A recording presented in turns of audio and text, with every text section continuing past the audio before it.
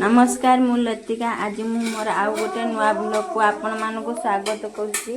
आशा करुच्ची मु भलरे अच्छी आपण माने भी भलरे रहिथिबे। तो चलतु ब्लॉग टी स्टार्ट करबा। आज होची आम गाँव रे यात्रा आ यात्रा माने खाली यात्रा नुह आमर बैशाख मासर कीर्तन बढ़ा होची। तो कीर्तन बढ़ा पाए यात्रा होची खाली सेतिक नुहे कीर्तन माने होची माने बांडा भालू आहरी अन्य किछि कंठे आम गाँव रे तैयारी हेची।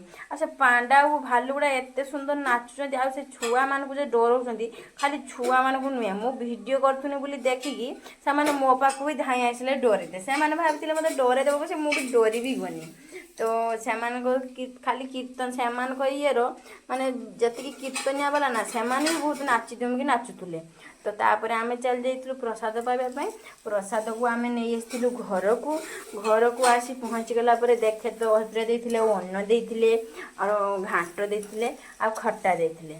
तो आमे प्रसाद पाइबा कोन आमे आसारला परे आम छुआ टिके मो भाणीजी सहित टिके खेलुथिला माने माने भाई भौन टिके खेल मस्ती रे नागे आगी पड़तिले।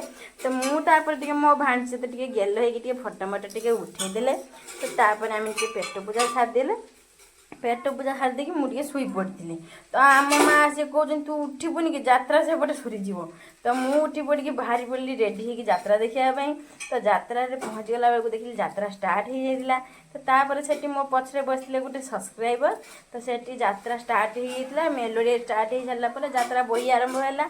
तो माने मझीर आम छुआ फेण उठला फेण मुझे आम छुआ कहनी आम छुआ भी आज माने से दिन राति सारा से यात्रा देखी माने यात्राटा एते सुंदर होउथला जे माने केही जाउना एक्चुअली यात्रा सरिया बेलू 5:30 बाजिगले एते सुंदर लागिला।